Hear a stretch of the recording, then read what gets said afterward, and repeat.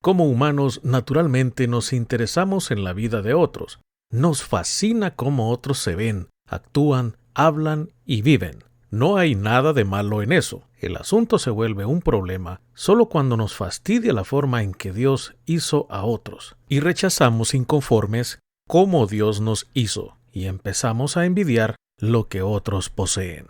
El tema de hoy, la envidia.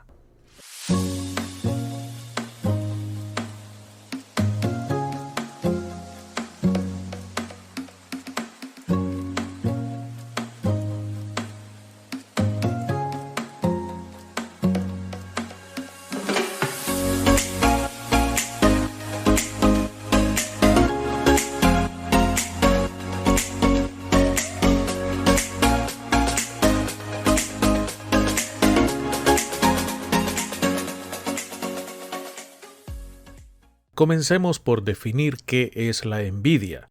Es uno de los 7 pecados capitales y puede destruir a la persona y a todos aquellos que están a su alrededor. Como todo pecado, provoca división y separación y sobre todo, aleja de Dios. Es uno de los pecados que menciona la Biblia en el libro de Gálatas capítulo 5, versículo 21, y dice: «Y manifiestas son las obras de la carne, que son», y en el versículo 21 dice, envidias. Cuando la envidia surge y se le permite vivir y crecer en nuestros corazones, trae consigo terribles consecuencias. De esto podemos ver muchos ejemplos en la Biblia. Uno de esos ejemplos es cuando la ofrenda de Abel fue de agrado para Dios y la de Caín no. Caín mató a su hermano por causa ¿de qué? De la envidia.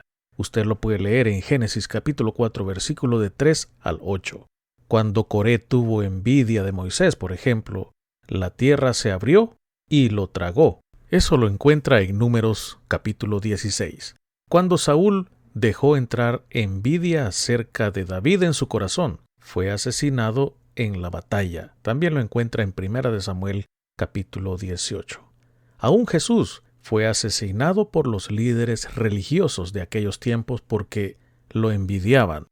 Y es que la envidia corroe. Como dice en Proverbios capítulo 14, versículo 30, el corazón apacible es vida de la carne, mas la envidia es carcoma de los huesos. La envidia es algo que todos conocemos cuando vemos a alguien que tiene algo que a nosotros nos gustaría tener, ya sean posesiones materiales, cualidades, ministerios o talentos. Se levanta una reacción natural humana que se llama envidia. Se requiere de un trabajo consciente para ser libre de esto y para poder estar agradecidos por lo que tenemos y gozarnos con los que se gozan, dice Romanos capítulo 12, versículo 15. Y es que la envidia niega nuestra singularidad en Dios, como dice Efesios capítulo 2, versículo 10, porque somos hechura suya, creados en Cristo Jesús para buenas obras, las cuales Dios preparó de antemano para que anduviésemos en ellas. Y es que no hay dos seres humanos iguales. Tenemos huellas digitales únicas, inclusive un tono de voz diferente, los latidos del corazón diferentes también. Dios nunca crea clones, nunca copia lo que ya ha hecho y nunca duplicará un plan de vida. Dios solo produce obras maestras originales, vasijas de barro moldeables, únicas de acuerdo a su propósito. No es pecado ser tentado a la envidia, pero si dejamos que tales pensamientos vivan y crezcan en nosotros, causará mucho daño. ¿Por qué la envidia es pecado? Porque divide a las personas, destruye relaciones, causa discordia, crea un espíritu de amargura y maldad, hace que la gente diga y haga cosas de maneras tóxicas.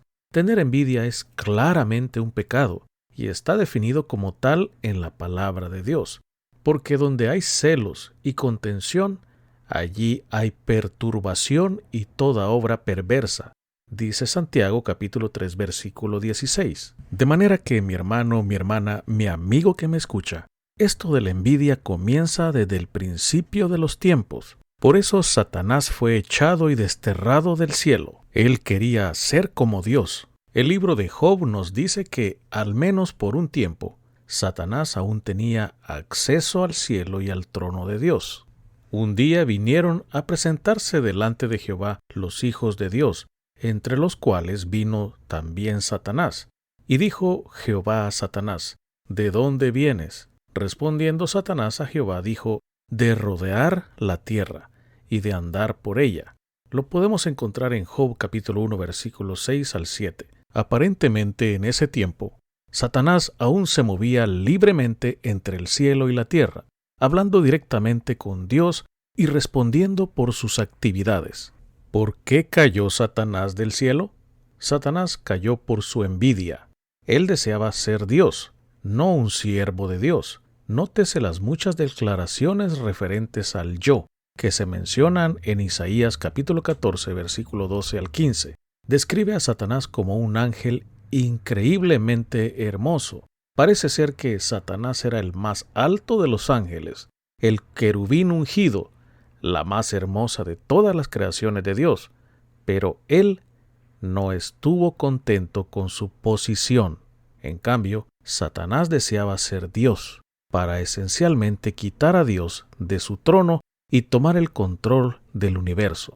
Satanás quería ser Dios, y resulta muy interesante ver que fue precisamente eso con lo que Satanás tentó a Adán y a Eva en el jardín del Edén. En Génesis capítulo 3 versículo 1 y 5. ¿Cómo cayó Satanás del cielo? En realidad, una caída no es una descripción exacta. Sería mucho más preciso decir que Dios echó a Satanás fuera del cielo. Lo puede ver en Isaías capítulo 14 versículo 15 o en Ezequiel capítulo 28 versículo 16. En fin, la envidia es un desperdicio de tiempo y de energía. Es muy desgastante. En Eclesiastés capítulo 4 versículo 4 y 8 dice que Salomón notó que es por envidia que la mayoría de las personas trabajan demasiado. He visto asimismo que todo trabajo y toda excelencia de obras despierta la envidia del hombre contra su prójimo. También esto es vanidad y aflicción de espíritu. Entonces surge la pregunta, mi hermano, mi hermana, mi amigo que me escucha, ¿cómo erradicamos la envidia de nuestras vidas? Primero, debemos dejar de compararnos con otros, como dice en 2 de Corintios capítulo 10 versículo 12. Porque no nos atrevemos a contarnos ni a compararnos con algunos que se alaban a sí mismos, pero ellos, midiéndose a sí mismos por sí mismos y comparándose consigo mismos, no son juiciosos. De manera que seamos agradecidos por lo que somos y lo que tenemos. Disfrutemos de lo que tenemos en lugar de desear lo que no tenemos. Confiemos en Dios cuando la vida parezca injusta. Cuando decimos, no es justo que no tenga lo que ellos tienen. Dios nos ha dado a cada uno talentos, habilidades y dones originales. Mejor crezcamos en las virtudes cuando reconocemos nuestros límites y vemos la obra que Dios tiene para nosotros. Encajamos en el cuerpo exactamente como deberíamos, no tomando más espacio del que hemos recibido por la gracia de Dios. Y somos miembros útiles para trabajar en unidad, junto con los otros en armonía. Piensa a qué perfecto reposo y paz podemos llegar, creciendo al mismo tiempo en gozo y agradecimiento. Seamos esas vasijas de barro que Dios puede moldear y quebrar para convertirnos en una mejor pieza. El que tenga oídos, que oiga. Solo pensaba en voz alta. Bendiciones.